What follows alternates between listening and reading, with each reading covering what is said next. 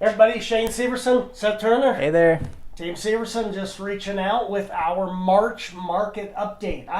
I'm so excited to dive into these numbers. I just, every time I finish the last month, I can't wait till the next month because the numbers are changing like so crazy. It's wild. On one hand, I feel like the numbers are staying the same. Yep. And some of our numbers that we have in our notes here, the numbers just stay the same. Like no inventory straight across the board, but then prices and overbids and stuff are changing a lot. So let's dive right in and talk about our March numbers.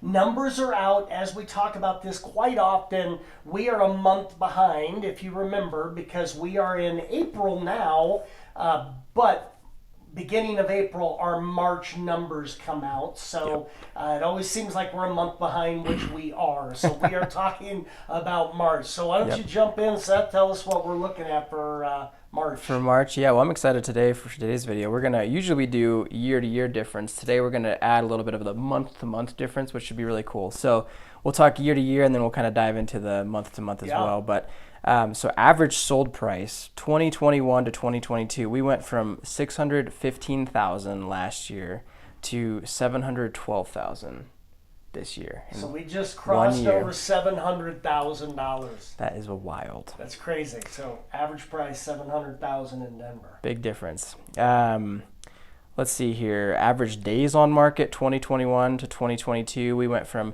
25 days on the market to 18 this month. Which is a week shorter. Pretty wild. Active listings, again, 21 to 22, where we went from 4,200 active listings last year this time to 2,600, almost 2,700 this year. But that's a pretty big decrease as well. We know inventory is low, but monthly inventory last year we had 0.7 of a month to, we're at half of a month right now, 0.5. I think what's interesting about that number right there is I don't think people grasp the craziness of having less than a month's supply. It's like wild. Of all the buyers that we have, we literally we're talking 1 to 2 weeks of homes worth. Tops. It is that crazy. I mean, there are cities where you have a year inventory, 6 months inventory. And we're talking, we've got 2 weeks inventory. So super seller's market. It's pretty crazy. I'm newer to business. You've been in it for a while. So, what's a neutral market? How much inventory do you need for a neutral market? Yeah, you're pushing 6 months. So you're 4 to 6 months just for neutral. But, when you look at the charts and the graphs, what's so interesting is unless you've been in the business for probably about 20 years, you've never really seen a buyer's market. Yeah. So even the people that have been in the business 15, 16, 17 years, the markets they thought were buyers markets were really just neutral markets. Wow. So, I was meeting with an investor the other day, and we were looking at it in 07 and 08 in the crash. It was pretty much a neutral market. It wasn't even a buyer's market then. Gosh, so that's insane. Yeah, it's been pretty crazy for 20 plus years in Denver. Holy smokes. Wow. All right. Last stat is percent close versus list. So in 2021 we were at 102.1%. This year we are at 103.9%. So up 1.8% in the last year. So it's probably due to those overbids that we're experiencing. Yeah, and I think what's interesting, you and I talk about this a lot, we do a lot of research on this, but what's interesting about that 103.9, that number seems a little skewed because our overbids seem to be a lot higher than that, which I think you always talk about. I mean, you're probably 10 to 15% overbid. What would you say that your average buyer right now is overbidding? Gosh. To get a house? Yeah, at least 10%. At least 10%. Minimum, 10% is what we were under that, but then the last couple months it's just been at least 10%. Yeah. So it's interesting because you would think that we'd be at 115% overbid, and it really looks like it's like 104. But I think that's, again, if you go up into the mountains, if you go way out east with all the building and construction going on out east, you go to Bennett, you go to, some of those outlying areas, it really skews those numbers Yeah, and pushes them down. that's a great point. So, That's a great point. yeah, so yeah. Do we want to go over February's stats really quick? We can kind of compare Yeah. month to month real fast. Do you want to? I can kind of just re-say what we're talking about Yeah, here. for sure. Cool. Is this what we're? Yeah, so we got February's numbers from our February market update here. We printed these same sheets, so yeah, go for it. So again, average sell price 2021-22. We're at 712. 712 is the 2022 March. number. So this last month, we're higher than that now. But again, because we're looking at March numbers, we're at $712,000. So last month in February, we were at 678. So that's in 1 month. 34,000. Yeah, $34,000 that it grew in 1 month. That's wild. It's crazy. That's wild. Crazy. All right, let's see. Average days on market. So let's see, 18 is what we're at. What are we at last month? Yeah, last month we were at 21, so 3 days. we've dropped a half a week on the market. Okay. Yeah. Wow. And let's see, inventory again. We're at 0.5. Inventory is always low. 0.45 last month. Okay. You've got average day. We already went average days on market. Close versus list. We're at 103.9. Yeah, we were at 102.1, so we've up. gone almost 2% jump Wow. in average. I would say in reality, if you're in town and trying to bid on a home, it's probably jumped closer to 8 or 9%. I would agree with that. In the last month. But again, taking the entire market, taking condos, townhomes, single family homes, $10 million homes to, $500,000 homes, those numbers look a little skewed. But yeah, I think that's Wow.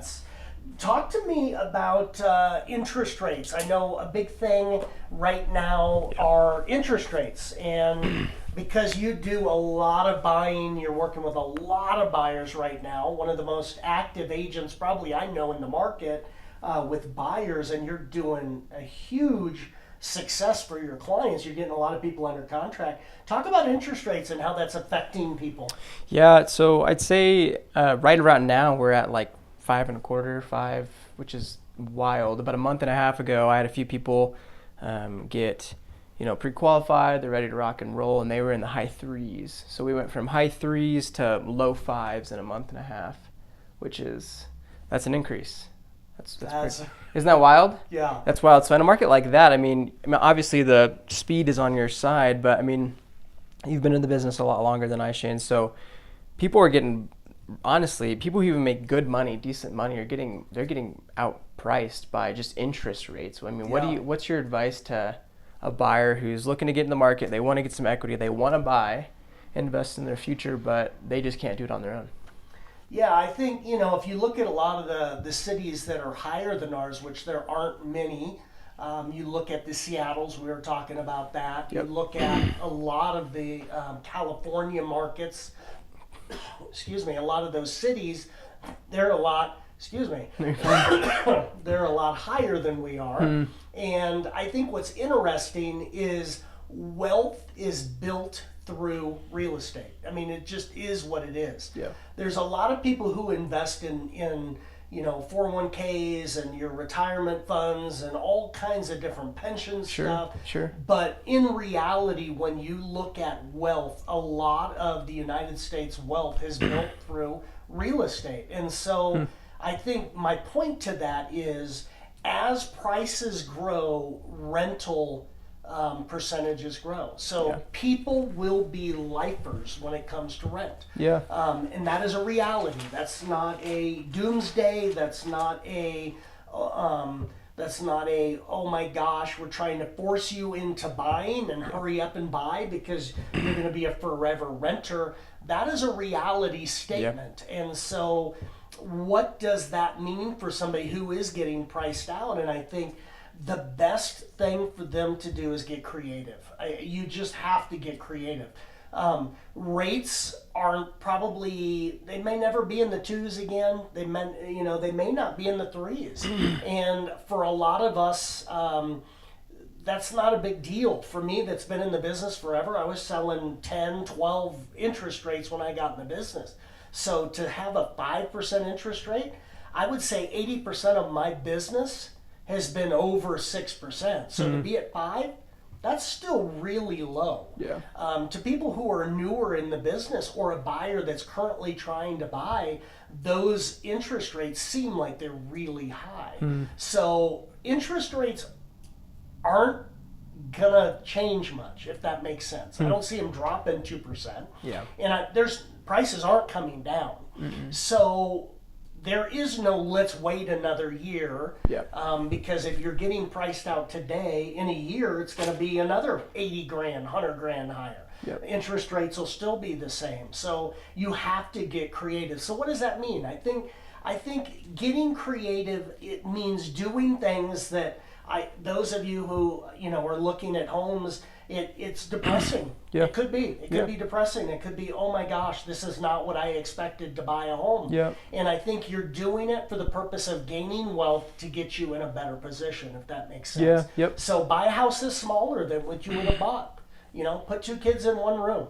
I know that's not ideal. I know your dream home is a dog in the backyard and a play set, and our kids, having my second baby, and we're going to go out and kids are going to run around the backyard. Well, buy a house that doesn't have a yard and just suck it up for 2 years. Because instead of being a forever renter, you buy a home, you're in something that's smaller than you wanted, not as nice as you wanted, not what you expected at all.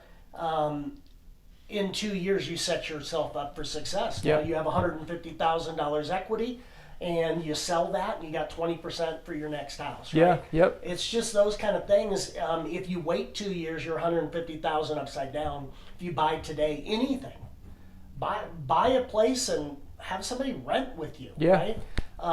And I think it just helps that. The other thing that I think is very helpful is, and I know a lot of us as adults, we don't even think this way, but buy with someone else. Cosign. Co-sign, have your parents co-sign for you. Yeah. Have somebody else co-sign for you, a relative, or just buy with a friend. Hey Seth, you don't own a home, I don't own a home. Let's team up and go own a buy home. a home, right? Yeah. And I think, again, for adults, is that the most ideal? For a married couple, is that the most ideal? Maybe not, but say the married couple lives upstairs, you buy with somebody else that lives downstairs, and in 2 years you sell it, you make $150,000. Wow. You split that and you go buy something else. Yep. So it's those kind of things that I think are really important. Cool. And you're getting to the point where, do you really want to buy and own in the future, or do you not? Because if you do, you got to make those decisions. Yeah, I think there's a big expectation, like paradigm shift that has to be met. And you hinted at it. You can't be, the expectation can't be your first home be your dream home, right? Because not in Denver's market. Yeah. Because you're going to go out there, you're going to realize very quickly what you can't afford, and realize you have to kind of downgrade your expectations, because what you can afford right now is not what what you want long term. Yeah. But I think if your mindset is, this is a year, or I'm here for 2 years, or even 3 years, and then we're on to bigger and better things, I think that'll help with the transition. Yeah. And you won't be as depressed when you're looking for homes. People want to be close to work. I just popped into my mind. You want to be close to work. Well, maybe you're going to have an hour drive for a year. Just drive for an hour for a year. Yeah. Would you drive an hour for a year to make an extra 80 grand on your job? And everybody would say, I'd do that no problem. Yeah. Well, that's what we're telling you. So maybe you have to move to an area that's a little less expensive and drive. Yeah. Sell it in a year. I think that's great advice. Yeah. That's great advice. So, so, basically as we wrap up, what does this mean for buyers? What does it mean for sellers? What does it mean for investors? What would you tell your people that are looking to buy right now? What does all this mean for them? Yeah, man, get pre-approved, buy if you can. If you can't do it on your own, then, get creative, do some creative finance, co-sign, ask your parents, ask a friend that you could live with for a year or two. Yeah. Yeah. I think that's important for sellers.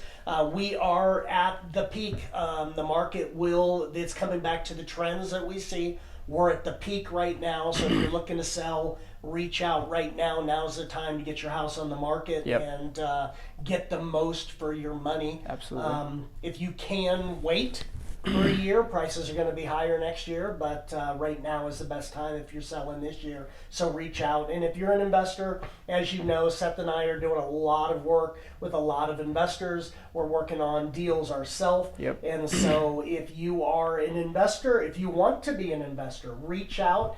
I cannot think of a better opportunity than right now. So now's the time to buy property and buy a couple if you can. So, Yeah. anyway, seriously. hope that helps. I hope that's good information. God bless you. And share this video to some friends. Let them get this information. And we'll see you next month. God bless.